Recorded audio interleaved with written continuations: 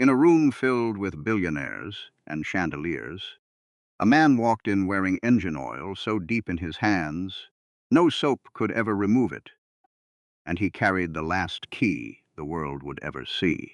He wasn't a collector with a polished fob or a velvet case.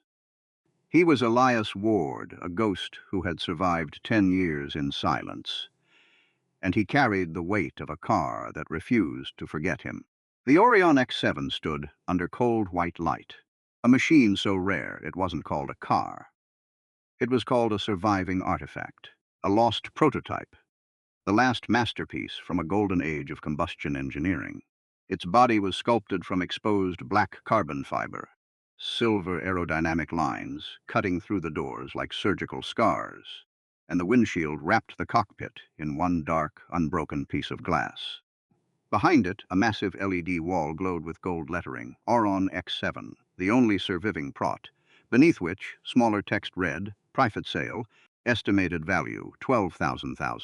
The room was filled with people who understood money better than machines. Collectors in tailored suits, private brokers, legal teams, insurance specialists, men whose names never appeared on bidding paddles. This wasn't a public auction. It was a transaction with chandeliers, a desperate attempt by Orion Motors to buy time through the sale of a machine that had already decided it didn't belong to them. For Orion, the X7 was survival. For CEO Clara Voss, it was victory, proof that even a dying company could still be dangerous if someone put a spine back into it. Clara stood with one hand resting against a glass podium, her cold blue-gray eyes watching the room with the calm intensity of a woman who had trained herself never to look desperate. She was 36, tall and blonde, her ivory suit following the lines of an athletic figure with controlled precision, not to invite attention, but to announce discipline, every movement deliberate, every glance carrying weight. 5 years of debt, 3 failed electric pivots, 2 canceled production lines, one investor group threatening to pull financing if Clara couldn't produce cash before the quarter's end. Then the archives produced a miracle. The X7, believed destroyed in the R&D fire 10 years earlier, resurfaced from a private storage facility under layers of shell company paperwork. Clara didn't love the way they found it, but she needed what it could do. A single sale wouldn't save Orion forever, but it would buy time to restructure, to cut the rot, to rebuild a company that had spent a decade living off ghosts. Across the room, the auction director checked his watch and leaned toward her. 8 minutes, Ms. Voss. The reveal sequence, she asked, and the director replied, ready. The engine demonstration, staged for 30 seconds, low load only. The origin mode display. The director hesitated, and Clara noticed immediately. What? There was a minor authentication delay during the last rehearsal.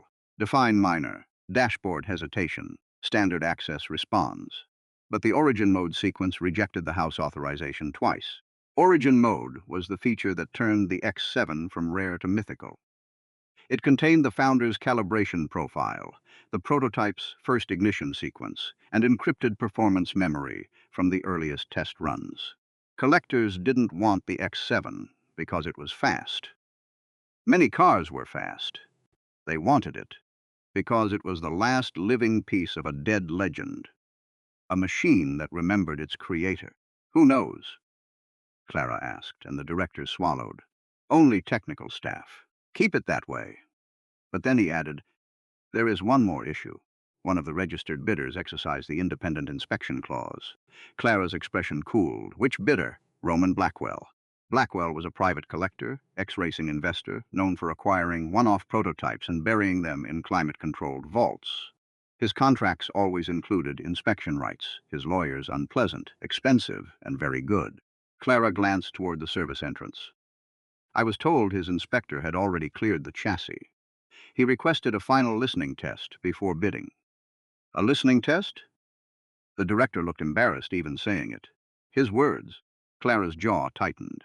This is not a used pickup truck. No, Ms. Voss. Then where is this inspector? The director didn't answer. He didn't have to. Clara followed his gaze to the far side of the X7.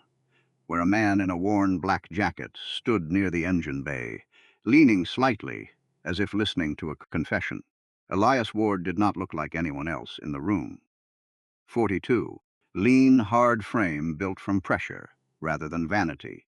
Head closely shaved, face rugged with strong cheekbones, and a square jaw darkened with silver stubble. His pale gray eyes were direct, the kind that could make a person feel measured before a word had been spoken. Dangerous without needing to perform danger. A presence that didn't invite admiration, but demanded respect. He was not impressed by the X7, and that bothered Clara immediately. Everyone was impressed by the Orion X7, but Elias Ward didn't seem to care. He crouched, not touching the paint, not opening any panel, only placing 2 fingers against the edge of the display platform as the technician brought the engine to idle. The sound moved through the showroom like an animal waking in a cathedral, low, clean, expensive. Guests turned, smiled, whispered, and the auction director looked relieved. Clara listened and heard perfection. Elias listened and heard a locked room with someone breathing behind the door. The idol was beautiful, but underneath it sat a delay so small most diagnostic tools would smooth it away. A strange hesitation in the crank sequence. Not a failure, not exactly. More like a refusal. The car was accepting the modern access layer, but it was withholding the deeper one. Its systems awake, but not surrendered. The technician lifted his thumb. All systems green. Elias stood, his voice quiet, but carrying enough weight to silence the people closest to them. You shouldn't sell this car tonight. The sentence landed with force. Clara stared at him. Excuse me? You shouldn't sell it tonight. The auction director went pale.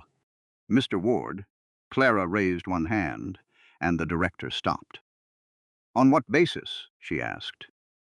The car has not accepted the transfer package. Our technical staff cleared it. Your technical staff cleared the layer they can see. And you can see something they can't? Yes. There was no arrogance in the answer, and that made it worse. Clara studied him with an executive's instinctive hostility toward unverified confidence. You listened to an idle sequence for less than 30 seconds. 22. And now you're prepared to interfere with a $12 million transaction. I'm prepared to tell you the truth. The truth, Clara repeated, testing the weight of the word. And what truth is that? Elias looked at the car. The X7 isn't refusing to start. It's refusing to belong to the wrong person. For a moment, Clara thought she'd misheard. Then the doors behind her opened. Chairman Magnus Rourke entered with Orion's CTO at his side. 71, tall, silver-haired, beautifully preserved in the way powerful men often are when they spend enough money denying time access to their faces. He wore a charcoal suit, white pocket square, expression of a man who believed all rooms should have been prepared before he entered. And then he saw Elias. He stopped, not dramatically, too practiced for that, but the blood left his face. Elias noticed. Clara noticed Elias noticing. The silence became strange. Rourke recovered first. Clara. She didn't take her eyes off Elias. Do you know this man? He looked at Elias with the forced calm of a man seeing a locked coffin standing open. No. Elias gave the smallest breath of amusement. Clara turned fully toward the chairman now. You're sure? Rourke's voice hardened. I said no. Elias looked at him and spoke quietly enough that only those nearest could hear. Still signing papers for dead men, Magnus? Dorian Sachs flinched. Clara saw that too. The room around them continued, pretending not to listen, but the pretense had become thin. Rourke stepped closer. This man should not be near the vehicle. Clara looked from Rourke to Elias. Why? Because he is interfering with a sale he does not understand. Elias looked at the X7 again. I understand it better than anyone in this room. That is enough, Rourke snapped, the sharpness in his voice revealing too much. Elias turned toward Clara. Ask him why the origin mode rejects every key except one. Clara's eyes moved to Dorian. The CTO looked away. The auction director whispered. Mrs. Voss, we need to open the room in 15 minutes.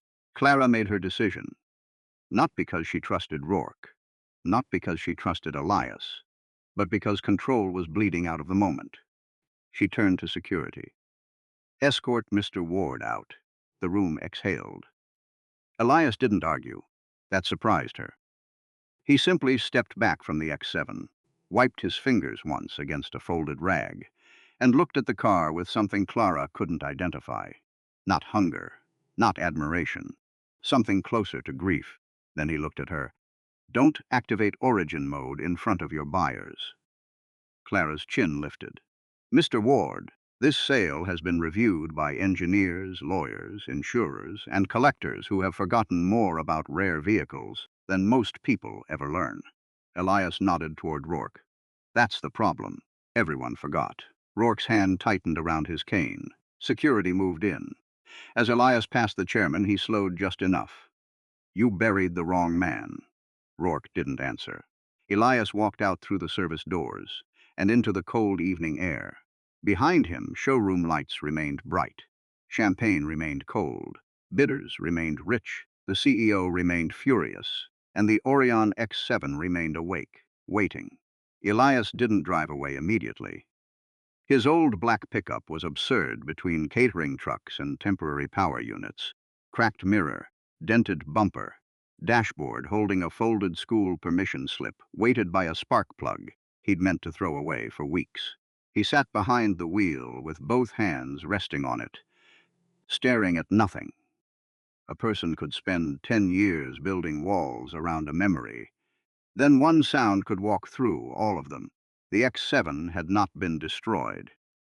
That was the first impossibility, and the second was worse. It still remembered him. Elias closed his eyes.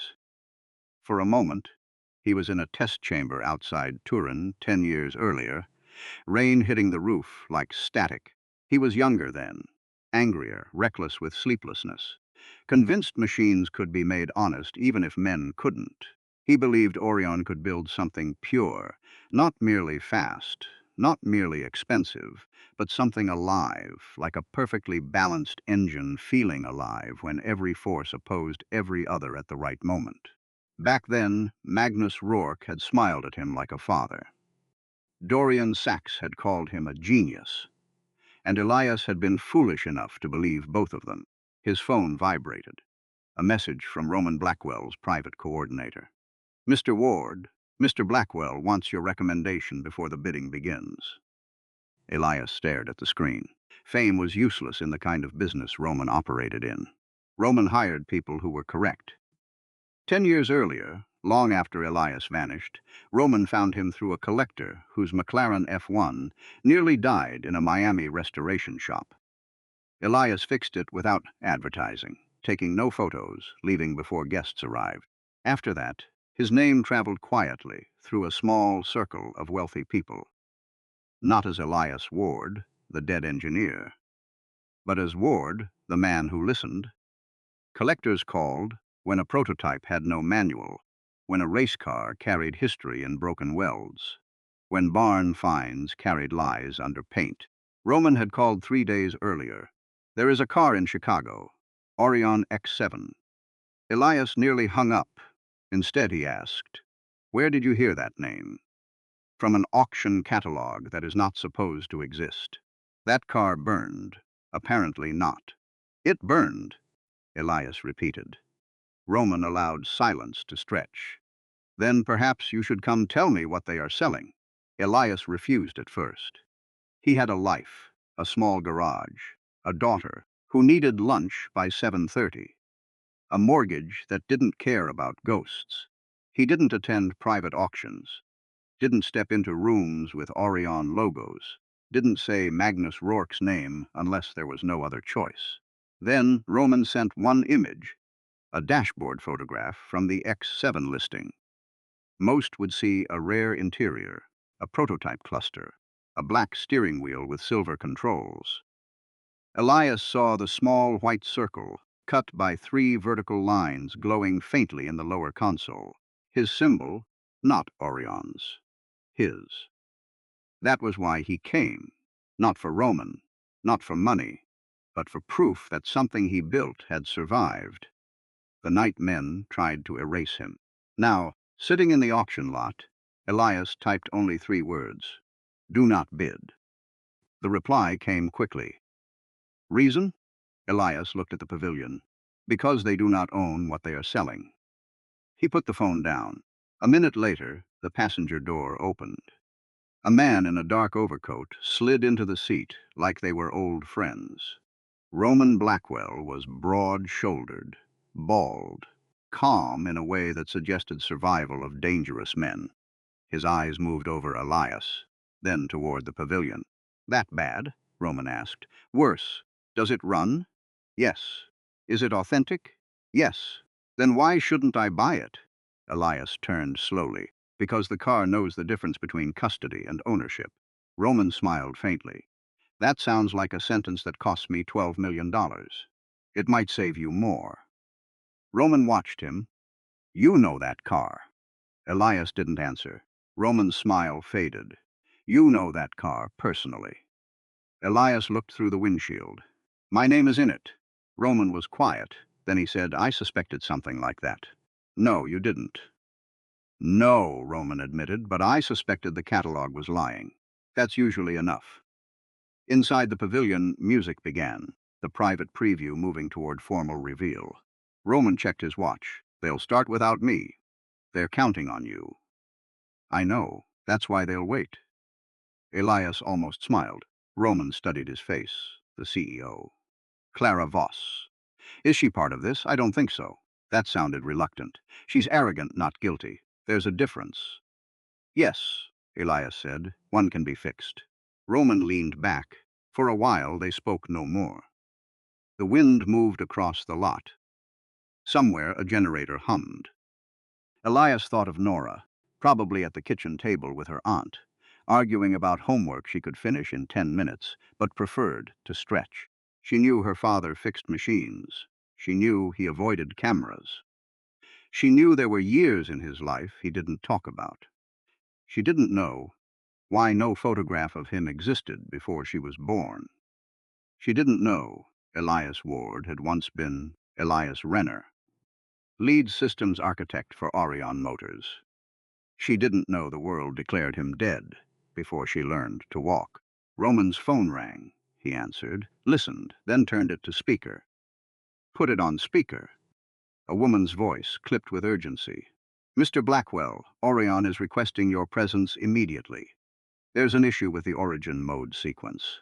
Roman's mouth curved slightly. "An issue?" "Yes, sir." "What kind?" "The vehicle is asking for Mr. Ward." Elias closed his eyes. Roman turned the phone toward him. "Mr. Ward? Are you there?" Elias opened his eyes. From inside the pavilion, through glass and distance, he could hear confusion spreading through money. He stepped out of the truck. Roman followed. "Now, this is becoming worth the trip." The auction room was no longer pretending nothing was wrong. When Elias re-entered through the service corridor, confidence had cracked. People stood at odd angles. Assistants whispered into phones they weren't supposed to have. The auction director's smile became a mask attached by panic. Dorian Sachs stood near the control booth, speaking too quickly to 2 engineers. Magnus Rourke remained by the front row, motionless except for his eyes. Clara Voss stood beside the X7, and for the first time that evening she looked truly angry. Not embarrassed, not worried, angry. That made Elias respect her more than he wanted to. Fear makes people hide. Anger makes them move. The X7's dashboard glowed in pale white letters. Origin mode locked. Below it, primary key absent. Below that, awaiting E. Renner. The old name sat in the center of the showroom like a body pulled from water. Elias Renner, the dead man. Clara turned as Elias approached. "You." Roman lifted one hand. "He is with me." Her eyes flicked to Roman. "Mr. Blackwell, this is an internal technical matter. Not if I am expected to bid." The two looked at each other with cool dislike. Clara turned back to Elias. "Who is E. Renner?" Elias glanced at Rourke. The chairman spoke before he could. A former employee. Clara's head turned sharply. Former, years ago. The system is asking for him. A software artifact. Elias laughed once. Not loud, but it cut through the room. Rourke's eyes hardened. Something amusing? Yes. What? You still think a clean phrase can bury a dirty fact. Clara stepped between them. I want answers, now. Elias looked at her. Then ask the right question. Her nostrils flared. Fine. Why is my car asking for a dead employee?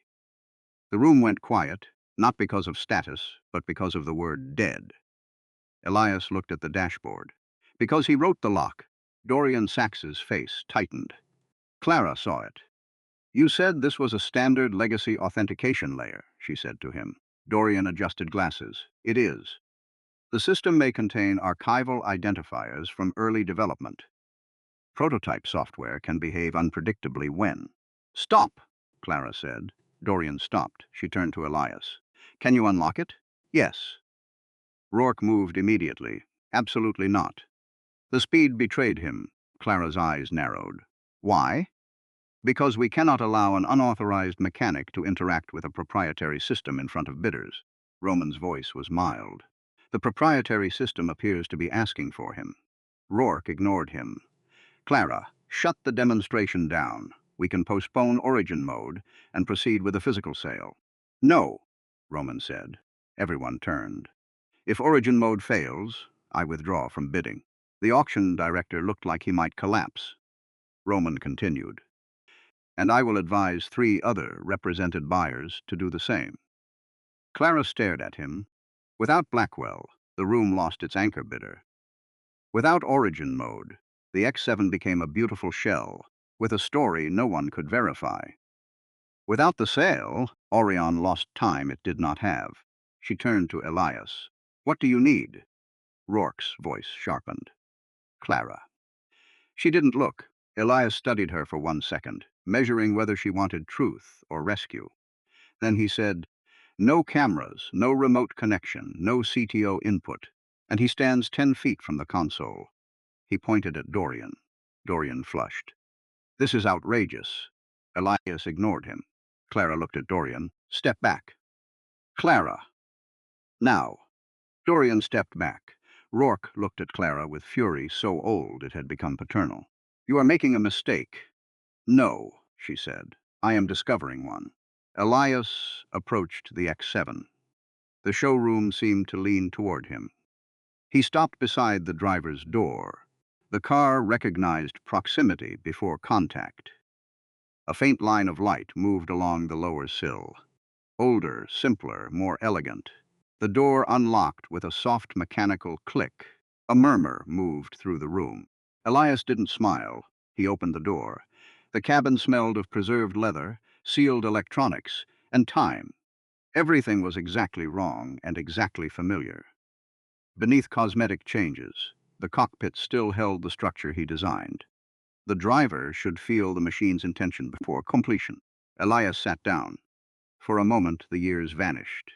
He saw late nights, whiteboards, cold coffee, a younger Dorian pretending friendship. Rourke's hand on his shoulder, the first unfinished chassis under workshop lights. Then he saw fire. He pushed the memory away.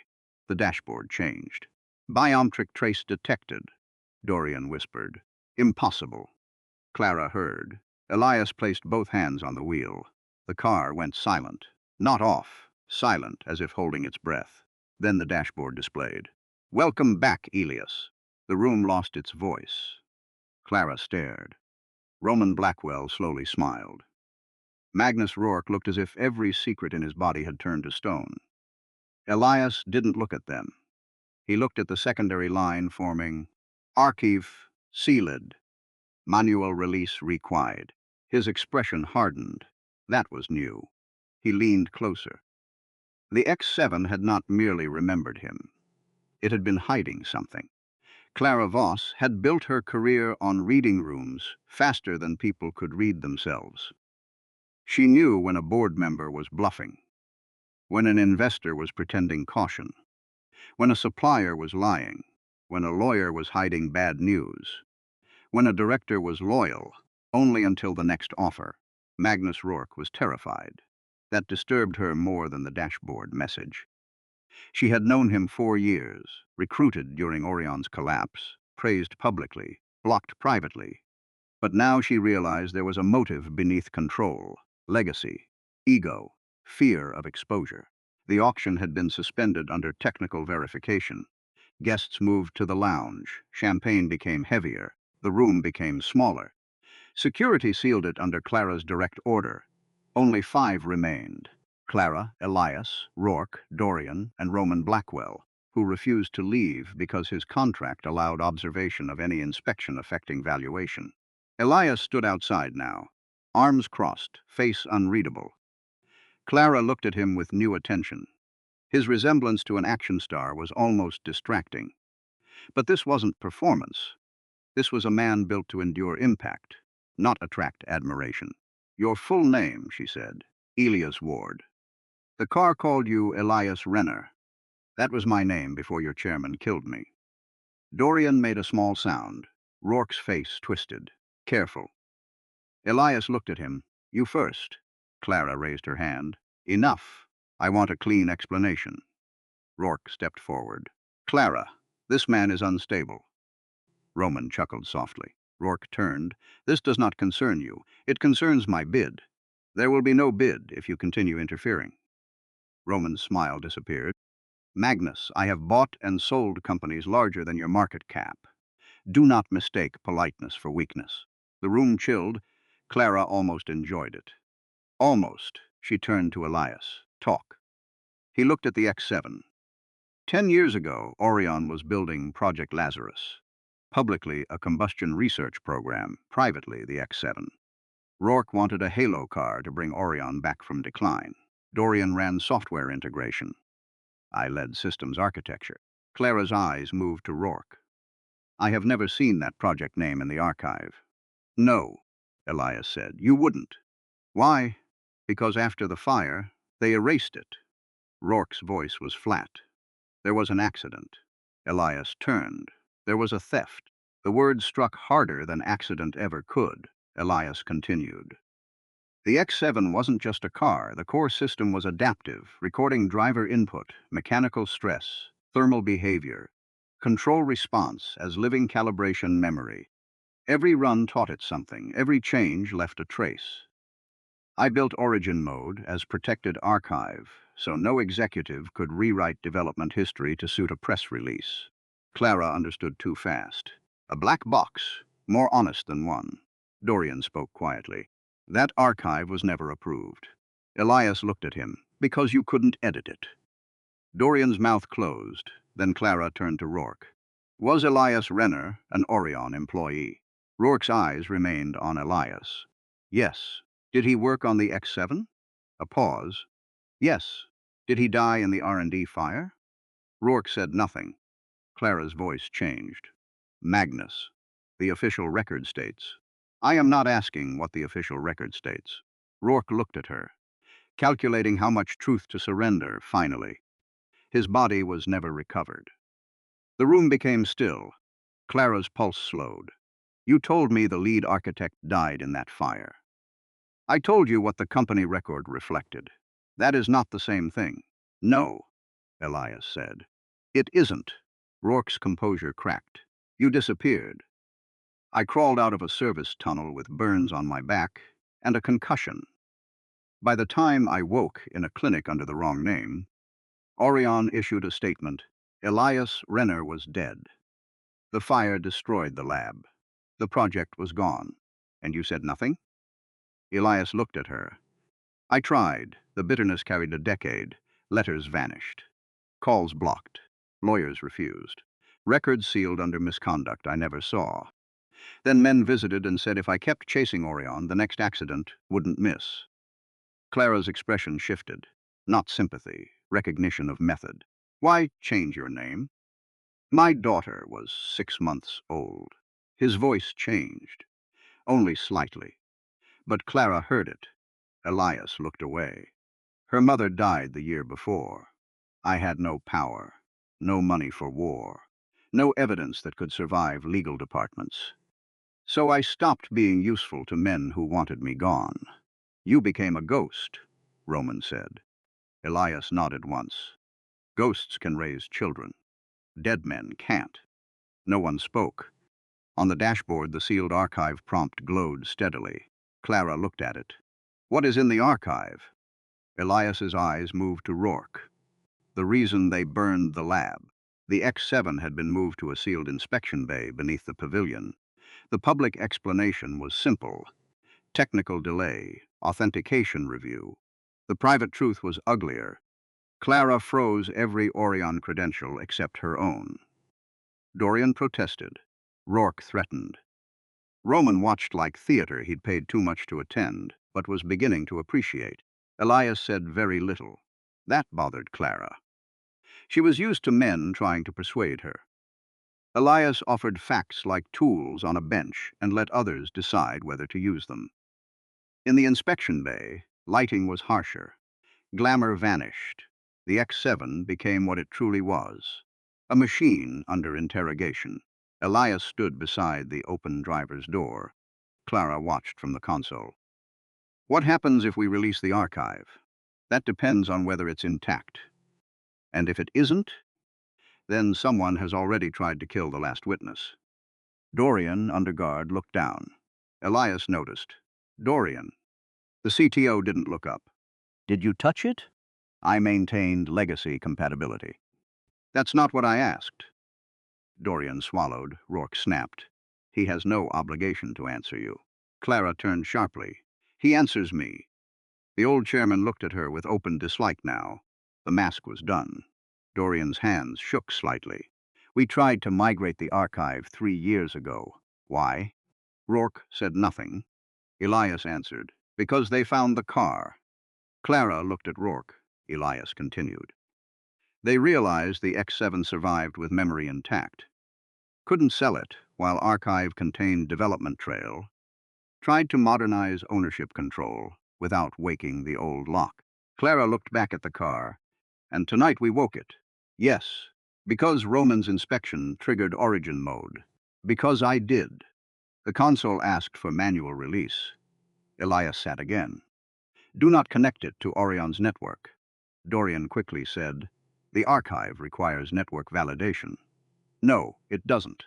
Dorian's face tightened. Elias looked at Clara. He wants it connected so someone can wipe it remotely. Clara turned to security. No external connection. Dorian's shoulders sagged. That was answer enough. Elias placed hands on the wheel and entered a sequence through controls no modern engineer had documented. Not a password, more like a conversation with a system designed before executives learned to make everything user-friendly and therefore vulnerable. The dashboard shifted. Manual release confirmed. Archive integrity 91%. Recoverable evidence 7 files appeared. Clara leaned closer. The first titled Run 001. First ignition. The second Run 014. High load failure. The third board review. Private. The fourth transfer request. Non-civilian application. Elias's jaw hardened. There it is. Clara looked at the title. Non-civilian application. Rourke spoke immediately. Confidential strategic partnership materials. Elias laughed without humor. That's a clean phrase. Clara selected the fourth file. A video opened, grainy but clear. A conference room, 10 years younger, Magnus Rourke at the head, Dorian beside him, 2 unknown men across, and Elias Renner at the far end, intense, furious. Audio crackled, then stabilized. Young Elias. You told me this was a vehicle stability system. Unknown man. It is. It can predict driver correction before conscious input. That is why we want it. For a car, Elias said. Silence, then Rourke's young voice. Elias, the licensing opportunity would fund Orion for a decade. To whom? No answer. Young Elias stepped closer. I will not sign transfer approval. Rourke's face changed. Fatherly mask vanished. You work for Orion. I built the system. You were paid to build the system. I was paid to build a car. The file ended abruptly. The inspection bay was silent. Clara looked at Rourke. What was the system intended for? His expression was stone. Advanced control architecture has many applications. That is not an answer. It is the only one you are qualified to receive. Clara's eyes went cold. Elias selected the next file. Incident night. Sickety feed. Dorian whispered. Don't. No one moved. Footage opened on lab corridor. Timestamp 2:13 a.m. Young Elias carrying hard drive case. Dorian appearing urgently. Two contractors entering from opposite end. Clara watched, face losing color. Footage jumped. Smoke, alarms, a door ceiling. Young Elias pounding on reinforced glass inside lab. Rourke standing outside control room watching. Not panicking, just watching. Clara's hand moved to her mouth but stopped. Footage degraded into static. When it returned, lab was burning behind glass, suppression foam flooding floor. Rourke turned away before feed cut. No one spoke for a long time. Elias didn't look at the screen. He looked at his own hands. Clara's voice was low. You left him in there. Rourke said nothing. Dorian whispered. We didn't know. He got out. Elias turned his head. Dorian stepped back as if struck. Clara looked at Dorian. You helped seal the door. I was told he had stolen proprietary files. You sealed a man inside a burning lab. Dorian's eyes filled with panic. The fire doors were automatic. Elias stood slowly. The inspection bay seemed to shrink. Roman Blackwell finally spoke. I believe my interest in bidding has ended. Rourke looked at him with contempt. You think this damages the sale? This will be buried before midnight. Clara turned to him. For the first time, Rourke seemed to realize the mistake. Clara Voss was not afraid of powerful men. She had built her life walking through rooms full of them. No, she said, it won't. Magnus Rourke requested 5 minutes alone with Clara. She almost refused. Then Elias said, let him talk. Clara looked at him. Why? Because men like him confess sideways when they think they're negotiating. So she agreed, not alone exactly. Roman behind glass with security, Elias near X7, Dorian removed under guard. Conversation in small executive office overlooking sealed bay. Clara and Rourke stood across from each other, like two versions of Orion fighting over survival. Rourke poured a drink without offering. His hand didn't shake. That made him more dangerous. You are emotional, he said. Clara almost smiled. That's your opening? It is my diagnosis. Try again. Rourke looked down through glass at X7. Do you know why I hired you? To save the company you damaged. To be ruthless. I am. No, he said. You are ambitious. Ruthlessness requires understanding which truths are too expensive to honor. Clara said nothing.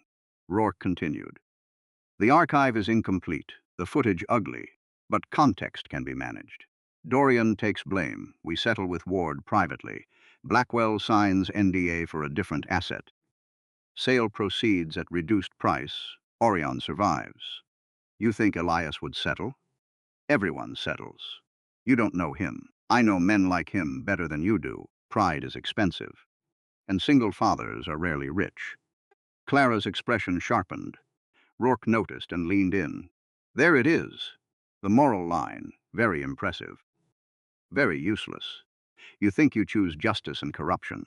You don't. You choose one dead engineer's grievance and 4,000 livelihoods. He wasn't dead. The world thought he was, functionally the same. No, Clara said, it is not.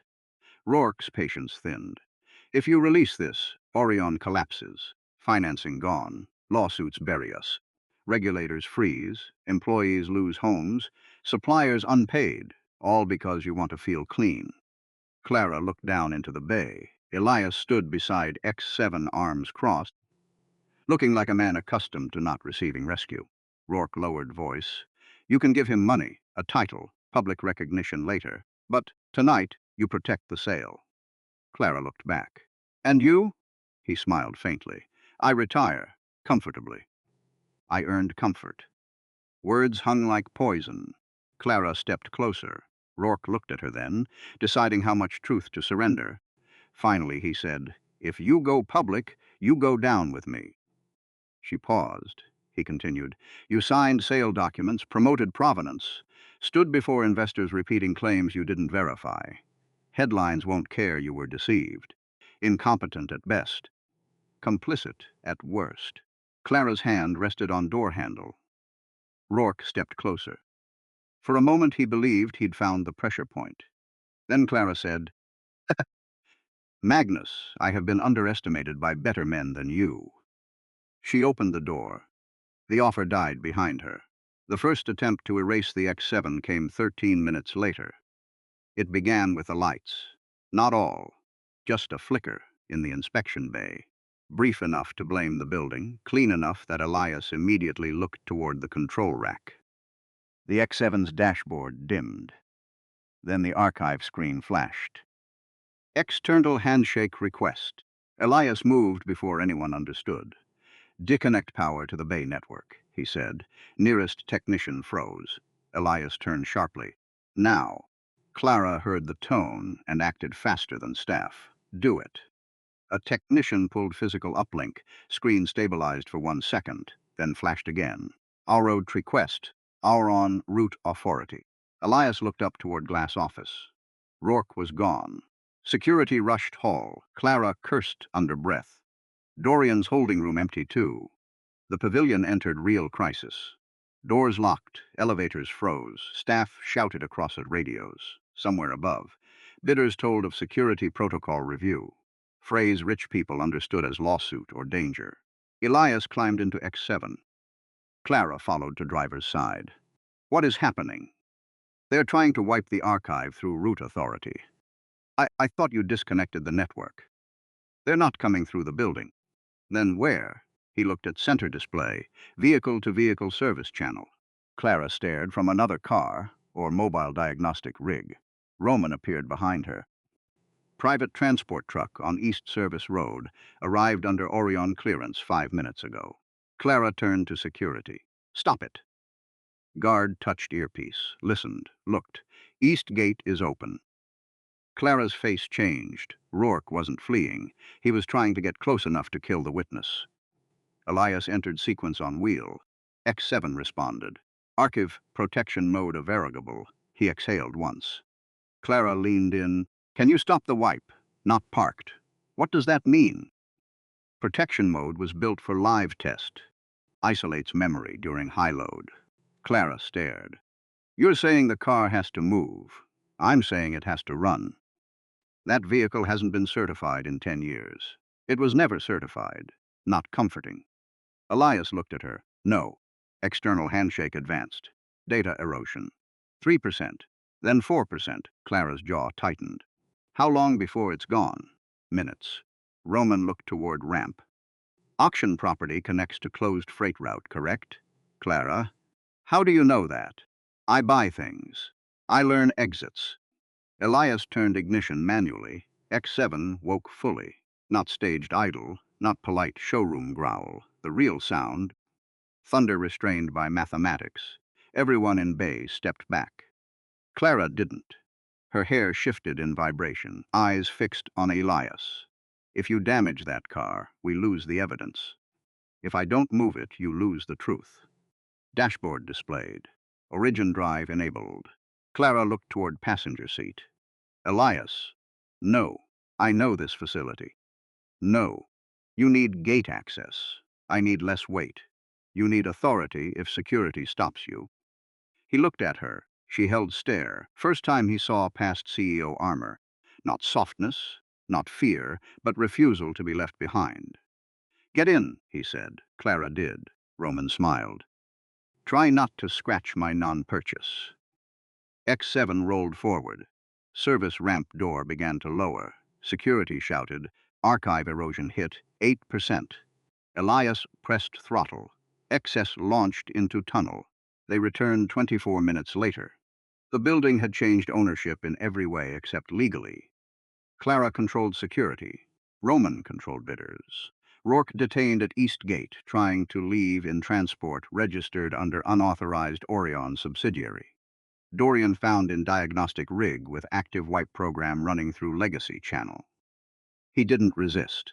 X7 rolled back into showroom under its own power. No applause this time. Guests had been told enough to understand something historic was happening. Clara stepped onto stage, auction director in panic. Mrs. Voss, we should clear the room. No. Legal exposure. Is already in the room. She looked toward Elias. He stood beside Carr, not center, not on stage, comfortable in edge of things. Clara understood. He had survived in margins, in garages, in records no one checked. She walked to him. The testament file. Can it be played publicly? Yes. Should it? That depends on who you want to be after tonight. It was not advice. It was a blade laid flat on table. Clara turned to the room. For the first time, she didn't calculate clean statement, didn't ask legal, didn't soften first sentence. The auction is cancelled. The room erupted. She let it, then raised voice. The Orion X7 will not be sold tonight. New evidence has emerged regarding its origin, ownership, and the circumstances under which its creator was removed from this company's history. Rourke, held near rear by security, shouted, "Clara, stop!" She didn't for 10 years. Orion Motors represented that the lead architect of the X7 died in an R&D accident. That representation was false. A deeper silence spread. Clara looked at Elias. The lead architect is alive. Every eye turned to him. Elias felt old instinct to disappear, then thought of Nora. His daughter deserved a version of father not built from silence. He stepped into light. Clara continued. His name is Elias Renner. He has lived for a decade under another name after being erased from company records following what now appears to have been a deliberate act of concealment. Rourke struggled. This is defamation. Roman's voice cut. It is evidence. LED wall changed. X7 archive connected through direct physical line. Testament file opened. On screen appeared younger Elias Renner, filmed inside X7 cabin 10 years earlier, face bruised with exhaustion, eyes fierce, voice low. If this file is ever opened, then someone tried to sell the system without consent. This car was built as proof that a human driver and machine could learn each other without replacing driver's will. Orion leadership received offers to transfer predictive control architecture for non-civilian remote guidance. I refused authorization. As originating architect, I locked development archive behind biometric key they cannot legally replicate. If I am accused of theft or instability, check board review file. If lab burns, check security feed. If Orion says I am dead, ask Magnus Rourke why fire doors were sealed manually from outside. A sound moved through room, not gasp, something lower. The sound of people understanding they had become witnesses. File continued. To my daughter, if you ever see this. Elias reached forward and stopped playback. Room held breath. Clara looked at him. He didn't explain. Some words weren't for billionaires or boards. Some words were for one child at kitchen table. When father who survived finally found courage to tell her everything. Clara turned back. The remainder of the archive will be turned over to federal authorities, insurance investigators, and independent forensic auditors. Orion Motors will cooperate fully. Rourke laughed bitterly. There will be no Orion Motors after this. Clara looked at him. Then whatever survives will at least be honest. For the first time, Rourke had nothing to say. The collapse didn't happen all at once.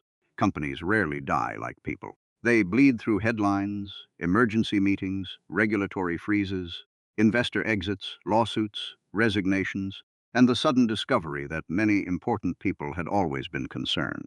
Magnus Rourke resigned before dawn. By noon, arrested under sealed warrant for evidence tampering, corporate fraud, reckless endangerment tied to R&D fire. Dorian Sachs signed cooperation agreement within 48 hours. He'd never been brave enough to be loyal once loyalty became personally expensive. The Orion board fractured. Two claimed ignorance. One disappeared into medical leave. One blamed Clara. Roman Blackwell quietly bought enough distressed debt to become impossible to ignore. then publicly supported Clara's emergency restructuring plan on condition company restore Elias Renner's authorship rights and submit X7 archive to independent custody. The auction never resumed. X7 moved to secure facility under joint supervision. Archive became center of 3 investigations and dozen legal actions. Valuation irrelevant. You cannot price a witness. For 6 weeks, Elias avoided reporters. They found his garage anyway. Cameras across street, microphones shouting old name as he arrived. Online channels ran stories with X7 images and headlines calling him dead genius, ghost engineer, man erased by Orion. People who never cared whether he lived now wanted interviews on how it felt to be alive. Elias gave them nothing. He fixed cars, changed oil, rebuilt a transmission for retired postal worker who had no idea why news vans were parked outside. At night, he cooked dinner for Nora, 11, sharp-eyed, old enough to know when adults hid earthquakes behind ordinary words. Were you really dead? Elias stopped cutting vegetables. Dana quietly left kitchen. He looked at daughter. No. Did people think you were? Yes. Did you let them? He set knife down. Question not cruel, but harder. At first, I tried not to. Then I got scared. Nora studied him. Of the bad men? Yes. And of losing you. She looked down, for a moment seemed younger. Then, I don't care what your name was. Elias' throat tightened. Nora looked up. But I want to know it. So he told her. Not everything. Not at once. Enough. He built something beautiful. Powerful men tried to take it. He survived. Silence kept them safe, but cost pieces he didn't know how to replace. Nora listened, then asked, Can I see the car? Elias almost said no, then remembered the part meant only for her.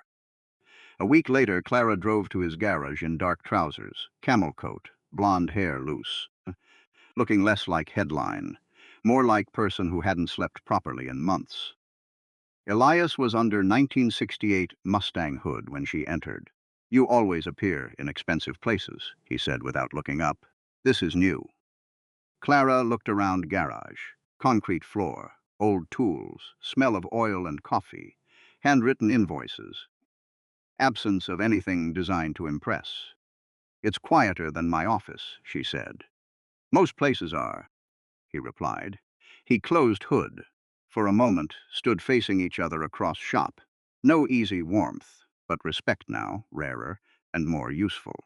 I owe you an apology, Clara said. You already canceled a $12 million sale. That wasn't an apology. No. I judged you by your jacket, your boots, and the room you didn't seem to belong in. You weren't entirely wrong. She frowned. I didn't belong in that room, Elias said. That doesn't mean I didn't belong beside that car. Clara accepted distinction. I have something for you. She handed flat black case. Elias opened it. Inside was a key fob, rebuilt from original design drawings. Not modern fob. Not auction token. Older, simpler. He stared at it. Clara said, Forensic team restored physical founder key from archive specs. It has no legal transfer authority, no sale function, no corporate access. It only does one thing. What? It opens the driver's door. Elias looked at her. Clara's voice softened. I thought Nora should see it the right way. He closed case, said thank you. She nodded, then added, Orion will probably not survive in its old form. It shouldn't. No, it shouldn't. She looked around garage again. Roman wants to fund new technical division after restructuring. Independent governance. Full attribution. No board legacy control. Elias gave tired look. Sounds like beginning of job offer. It is. No. You didn't let me finish. I heard enough. For first time, Clara smiled. Real one, brief, almost unwilling. You are incredibly difficult. I've been told that by corrupt men and honest women, it means different things depending on who says it. She laughed softly. Then, moment passed, I figured you'd say no, she said. Then why ask? Because this time Orion needed to hear you refuse. That answer stayed with him longer than expected. 2 days later, Elias took Nora to facility. Xev sat in white room behind glass, no longer dressed for auction, no longer surrounded by wealth. Without lighting, it looked smaller, more real. Machine stripped of performance. A survivor. Nora stood beside father and stared. You made that? Part of it. The important part? He thought about lying modestly. Decided daughter inherited enough silence. Yes. She nodded seriously. It looks angry. Elias looked at Carr. Sometimes machines resemble the people who build them. Are you angry? He considered. I was. Now, he looked at X7. Now I'm tired. Nora slipped hand into his. He opened black case, took out restored founder key. Facility engineer unlocked barrier. Clara watched from observation room, giving no instructions. Elias and Nora walked to Carr. He knelt beside daughter. This key doesn't make it ours. That's important. Why? Because people get into trouble when they think keys mean ownership. What do keys mean? He looked at X7. Responsibility. Nora absorbed that with seriousness of child handed something larger than object. Elias placed key in her palm. You open it. She looked nervous. What if it doesn't like me? Elias smiled then, for real. It will. Nora stepped forward. Pressed key. Driver's door unlocked with same soft mechanical click. Elias heard in auction room. Dashboard came alive. For a moment, nothing happened. Then pale white letters. Welcome, Nora. Elias froze. In observation room, Clara leaned closer. Nora looked back. It knows me? Elias stared at screen. Last sealed piece of testament file opened automatically. Not publicly. Not for courtroom. Not for Orion. For child named in private branch of archive. Younger Elias appeared, exhausted and afraid. Whisper from 10 years ago. If you are seeing this, little one, then I found my way back to you somehow. Or you found your way to something I left behind. I built this car before understanding what mattered. Thought legacy meant making something world couldn't ignore. Was wrong. Legacy is what survives you because it was loved, not because it was powerful. If they tell you I was difficult, probably right. If they tell you I was dangerous, ask who was afraid of me telling truth. If they tell you I am gone, don't believe them too quickly. I have always been stubborn. And if I made it back, remind me not to waste time I was given. The file ended. Room was silent. Elias knelt on white floor beside daughter, unable to speak. Nora laughed through tears she didn't fully understand. Behind glass, Clara Voss looked away, giving privacy powerful rooms so rarely allow. X7 remained open, lights steady, archive complete. Purpose finally changed. No longer product, weapon, trophy. It was a witness. To theft, to survival, to father who hid long enough to protect child, then returned because truth, like engine under pressure, eventually demands release. Months later, when investigations ended and lawsuits ground slowly, X7 placed not in private collection but public engineering trust. Plaque didn't mention Rourke except in legal history, didn't call Elias genius, though journalists still did, didn't claim car saved company. It had done something more important. Corrected a lie. Plaque read. Iorion X7, original systems architect. Elias Renner Ward, origin archive, recovered through founder key authentication. This vehicle is preserved as evidence of authorship, engineering integrity, and the principle that innovation without consent is theft. Elias visited once, after hours. Clara met him there. She was still CEO of smaller, bruised, more honest company. Blonde hair tied back, face tired, posture unbroken. Newspapers not kind, investors worse, but she stayed. They stood together in front of car. You could still come back, she said. No, that was fast. I've had months to practice. She smiled slightly. Elias looked at X7. Orion doesn't need me as symbol. What does it need? Engineers who can say no and survive it. Clara absorbed that. I'm trying to build that. I know. Closest thing to praise, she looked at him. What will you do? Open shop tomorrow. Replace water pump. Argue with Nora about algebra. Burn coffee. Sounds small after all this. Elias turned. No, it sounds mine. Clara nodded. For a while stood in silence. X7's dark body reflected them both. CEO who almost sold a lie. Single father who became ghost to survive one. Finally, Elias took restored founder key from pocket. Clara looked. You're keeping it? No. He placed it inside display case beneath plaque. The last key shouldn't belong to me anymore. Clara watched him close glass. Then who does it belong to? Elias looked at Carr. To the truth. He walked out without cameras, applause, or permission. Outside night air cold. Old pickup waited under street lamp. Nora left drawing on passenger seat. Black supercar, man with no hair and serious eyes. Little girl holding key too large for her hand, under drawing. Dad came back. Elias sat behind wheel for a long time, looking at words. Then folded paper carefully, placed in glove box, started engine. Sound not $12 million. Older, rougher, ordinary, but started because he fixed it with his own hands. And for Elias Ward, that was enough.